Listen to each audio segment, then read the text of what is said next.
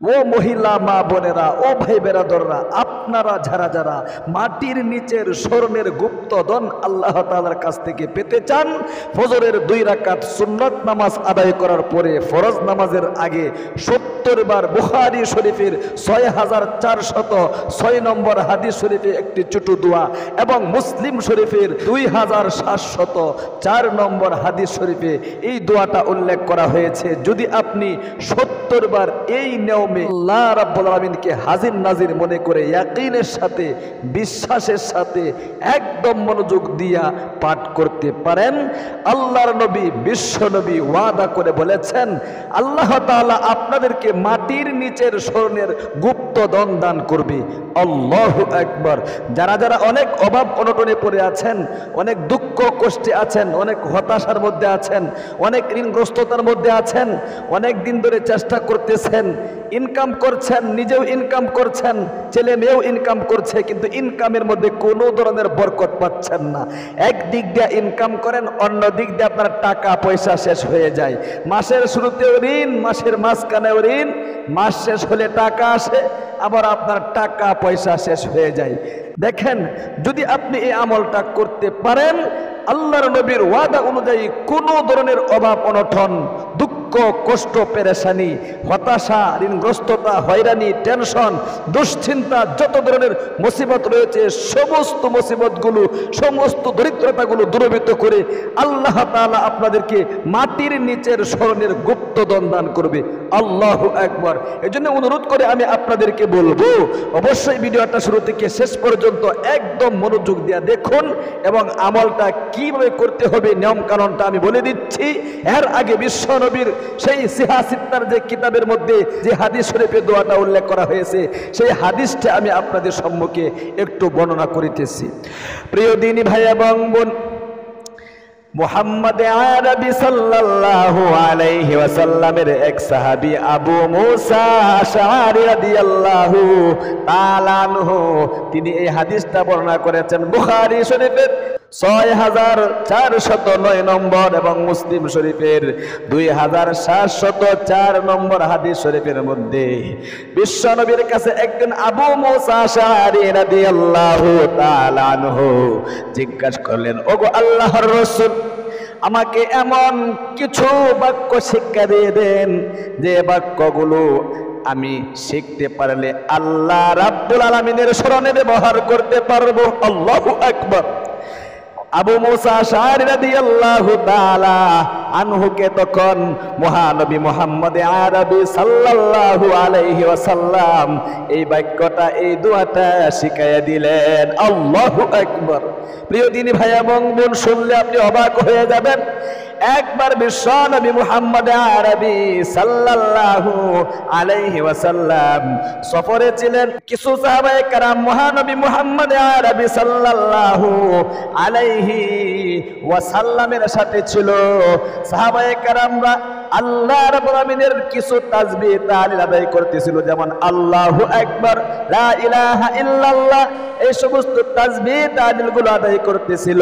কিন্তু আল্লাহর নবী বিশ্ব নবী মুহাম্মদ আরবি সাল্লাল্লাহু আলাইহি ওয়াসাল্লাম তিনি বললেন, তোমরা নিজেদের উপর দয়া করো, তোমরা কোনো বদির বা অনুপস্থিত সত্তাকে ডাকছো না, নিশ্চয়ই তিনি তোমাদের সঙ্গে আছেন। এরপরে মুহাম্মদ আরবি সাল্লাল্লাহু আলাইহি ওয়াসাল্লাম তিনি বলে দিলেন, তোমরা এই দোয়াটা সকলেই মিলে পাঠ করো বেশি বেশি করে, কারণ এই দোয়াটাকে জান্নাতের গুপ্তধন বলা হয়। জান্নাতের গুপ্তধনের দোয়ার আমলটা যদি তোমরা করতে পারো, আল্লাহ রাব্বুল আমিন তোমাদেরকে অবশ্যই মাটির নিচের স্বর্ণের গুপ্তধন দান করবে। আল্লাহু আকবার। প্রিয় দিনী ভাই এবং বোন, আমলের নিয়ম কানুনটা বলে দিচ্ছি কিভাবে ফজরের 2 রাকাত সুন্নত নামাজ আদায় করার পরে ফরজ নামাজের আগে আমলটা করবেন। একদম মনোযোগ দিয়ে শিখুন, এই সময়টাই কিন্তু দোয়া কবুলের সময়। ফজরের 2 রাকাত সুন্নত নামাজ আদায় করার পরে ফরজ নামাজের আগে যে সময়টা, এই সময়ের এত মর্যাদা আল্লাহ তাআলার নিকট। বান্দা যা চাইবে আল্লাহ তাআলার নিকট তাই আল্লাহ তাআলা ওই বান্দা বান্দিকে দিয়ে দিবে। আল্লাহু আকবার। সর্বপ্রথম যখন ফজরের নামাজের আযান হয় তাড়াতাড়ি ঘুম থেকে উঠে আপনার হাজতকে সেরে সুন্নাত তরিকায় ওযু করবেন। ওযু করার আগে একবার বিসমিল্লাহ বলবেন, ওযুর শেষে একবার কালিমায়ে শাহাদাতটা পাঠ করে দিবেন। এরকম ভাবে ডান হাতের শাহাদাত আঙ্গুলটা উত্তোলন করে আশহাদু আল্লাহ ইলাহা ইল্লাল্লাহু ওয়াহদাহু লা শারীকা লাহু ওয়া আশহাদু আন্না মুহাম্মাদান আবদুহু ওয়া রাসূলুহু। একবার কালিমায়ে শাহাদাত পাঠ করলে জান্নাতের 8টি দরজা খুলে দেওয়া হয়, যে দরজা দিয়ে ইচ্ছা বান্দা বান্দি জান্নাতে প্রবেশ করতে পারবে। আল্লাহু আকবার। প্রিয় দিনী ভাই এবং বোন, সর্বপ্রথম ওযুটা এরকম করে আপনি সুন্নত নামাজটা আদায় করবেন। ফজরের সুন্নত নামাজ আদায় করার পরে নির্দিষ্ট জায়গার মধ্যে বসে খুব মনোযোগ দিয়ে শিখুন নিয়ম কানুনটা, চোখ বন্ধ করবেন এবং আল্লাহ রাব্বুল আলামিনের দিকে মুতাওয়াজ্জু হবেন। অনেকেই কিন্তু আমলের নিয়ম কারণগুলো শুনেন না, শিখেন না, শুধু দোয়াটা শিখেন, যার কারণে আমল করছেন। অনেকেই বলে হুজুর আমল কবুল হচ্ছে না। আমল কবুলের জন্য অবশ্যই ইখলাস এবং এই সমস্ত নিয়মের ভিত্তিতে করতে হবে, কারণ মনোযোগ আর ইখলাস আর খুলুসিয়াত না থাকলে সারা জীবন আমল করলেও আমল কবুল হবে না। এই জন্য চোখ বন্ধ করবেন এবং আল্লাহ রাব্বুল আলামিনের দিকে মুতাওয়াজ্জু হবেন। আপনি যে মুসিবতের মধ্যে আছেন, আপনার টাকা পয়সা দরকার, অনেক অভাব অনটনের মধ্যে আছেন, ঋণগ্রস্ততার মধ্যে আছেন, অনেক হয়রানিতে পড়ে আছেন, অনেক দিন ধরে চেষ্টা করতেছেন ইনকাম করতে, ইনকামের মধ্যে কোনো ধরনের বরকত পাচ্ছেন না, যত ধরনের জায়জামেলা আছে সবগুলো অন্তরে ঝাগিয়ে আপনি সর্বপ্রথম মহানবী মুহাম্মদ আরবি সাল্লাল্লাহু আলাইহি ওয়াসাল্লামের উপর পাওয়ারফুল একটি দুরূদ শরীফ 7 বার পাঠ করবেন। এরকম ভাবে খুব মনোযোগ দিয়া ছোট্ট দুরূদ শরীফটা, যে কোনো দুরূদ শরীফ পাঠ করলেও হবে, ছোট্ট দুরূদ শরীফটা আমি আপনাদের সহজের জন্য শেখায় দিচ্ছি।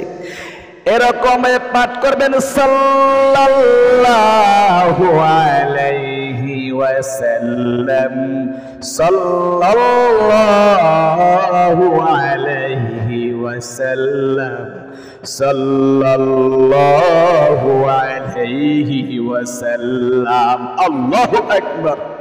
এই দুরূদ শরীফটা 7 বার পাঠ করার পরে এরপরে আপনি সর্বপ্রথম বিশ্ব নবী মুহাম্মদ আরবি সাল্লাল্লাহু আলাইহি ওয়াসাল্লামকে আল্লাহ রাব্বুল আলামিনের শেখানো হযরত আদম আলাইহিস সালাতু ওয়াসালামের একটি ইস্তেগফারের দোয়া মাত্র 3 বার পাঠ করবেন। কারণ জীবনের যৌবনের গুনাহগুলো আগে মাফ চাইতে হবে, একদম মনোযোগ দিয়ে 3 বার পাঠ করবেন। এত শক্তি এই দোয়ার মধ্যে রয়েছে। এই দোয়া একবার পাঠ করলে আল্লাহ তাআলা বান্দার জীবনের যৌবনের যত কঠিন বড় বড় শক্ত গুনাহ রয়েছে সমস্ত গুনাহগুলো ধুয়ে মুছে সাফ করে নিষ্পাপ করে দেয়। আল্লাহু আকবার। প্রিয় দিনী ভাই এবং বোন, 3 বার পাঠ করবেন, আমি একবার পাঠ করায় দিচ্ছি এরকম ভাবে। রব্বানা যালামনা أنفسنا وإن لم تغفر لنا وترحمنا لنكونن من الخاسرين। الله أكبر। 3 বার এই তওবায়ে নাসুহার দোয়াটা আদম আলাইহিস সালাতু ওয়াস সালামের পাঠ করার পরে আপনি জান্নাতের গুপ্তধনটি 70 বার পাঠ করবেন। এরকম ভাবে খুব মনোযোগ দিয়া চোখ বন্ধ করবেন, একদমই চোখ খুলবেন না। মনের আশা আকাঙ্ক্ষা গুলো জাগিয়ে জান্নাতের গুপ্তধনটি 70 বার পাঠ করবেন। এই যে এরকম একটা তাসবিহ হাতে নিয়ে তাসবিহতে গুনে গুনে লা হাওলা ওয়ালা কুওয়াতা, বলেন লা হাওলা ওয়ালা কুওয়াতা ইল্লা বিল্লাহ। একবার পড়বেন, একটা তাসবিহর গোটাকে টান দিবেন। লা হাওলা ওয়ালা কুওয়াতা ইল্লা বিল্লাহ, লা হাওলা ওয়ালা কুওয়াতা ইল্লা বিল্লাহ, লা হাওলা ওয়ালা কুওয়াতা ইল্লা বিল্লাহ। এরকম ভাবে আপনি 70 বার পাঠ করবেন। পাঠ করার পরে সর্বশেষে আবারও 7 বার সেই দুরূদ শরীফটা পাঠ করবেন। এরকম ভাবে সাল্লাল্লাহু আলাইহি ওয়াসাল্লাম, সাল্লাল্লাহু আলাইহি ওয়াসাল্লাম, সাল্লাল্লাহু আলাইহি ওয়াসাল্লাম, সাল্লাল্লাহু আলাইহি ওয়াসাল্লাম। আল্লাহু আকবার।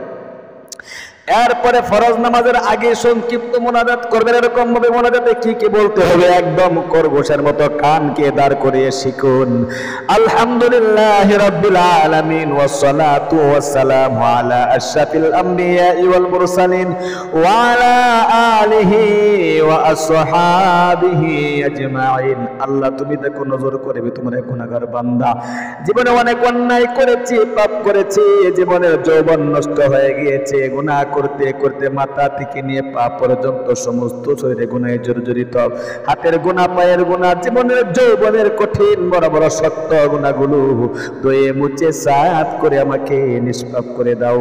আল্লাহ, অনেক অভাব অনটনের মধ্যে আছি, অনেক দুঃখ কষ্টে আছি। মাওলা, তোমার জান্নাতের গুপ্ত ধনের দোয়াটি তোমার নবীজির শিখানো, এই গুপ্ত ধনের দোয়াটি আমি আমল করে তোমার নিকট ভিক্ষুকের মতো হাত বাড়াইলাম। আল্লাহ গো, তুমি আমাকে মাটির নিচের স্বর্ণের গুপ্ত ধন দান করো, মনের আশা পূরণ করে দাও, দুঃখ কষ্ট দূরীভূত করে দাও।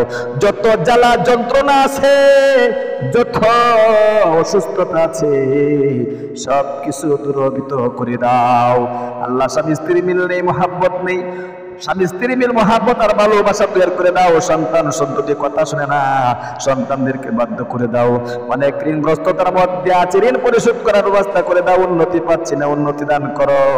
আল্লাহ গো, চাকরি হচ্ছে না, চাকরি ব্যবস্থা করে দাও। চাকরি হয়েছে, প্রমোশন হচ্ছে না, প্রমোশনের ব্যবস্থা করে দাও। এরকম যত সমস্যা রয়েছে এ টু জেড একটা একটা করে বলে সর্বশেষে আখিরি তামান্না ওয়াজাল কালিমাতুনা ইনদাল মাউতি লা ইলাহা ইল্লাল্লাহু মুহাম্মাদুর রাসূলুল্লাহ সাল্লাল্লাহু আলাইহি ওয়াসাল্লাম। তাহলে প্রিয় দিনী ভাই এবং বোন, অবশ্যই কিন্তু আপনারা জান্নাতের গুপ্তধনের আমলটি 70 বার ফজরের 2 রাকাত সুন্নাত নামাজ আদায় করার পরে এরকম একটা তাসবিহ হাতে নিয়ে আপনারা পাঠ করতে ফরজ নামাজের আগে ভুলবেন না। আল্লাহ, তুমি তোমার বান্দা বান্দীদেরকে আমলটা করার তৌফিক দান করো। যারা ভিডিওটা দেখেছেন আরেকজন ভাইকে দেখার সুবিধাতে শেয়ার করে দিবেন এবং লাইক দিয়ে সাথে থাকবেন। আর আমাদের ইসলামিক চ্যানেল থেকে আরো এরকম গুরুত্বপূর্ণ ভিডিও দেখতে অবশ্যই চ্যানেলটাকে সাবস্ক্রাইব করে পাশে থাকা বেল আইকনটা অন করে রাখবেন। আসসালামু আলাইকুম ওয়া রাহমাতুল্লাহি ওয়া বারাকাতুহু।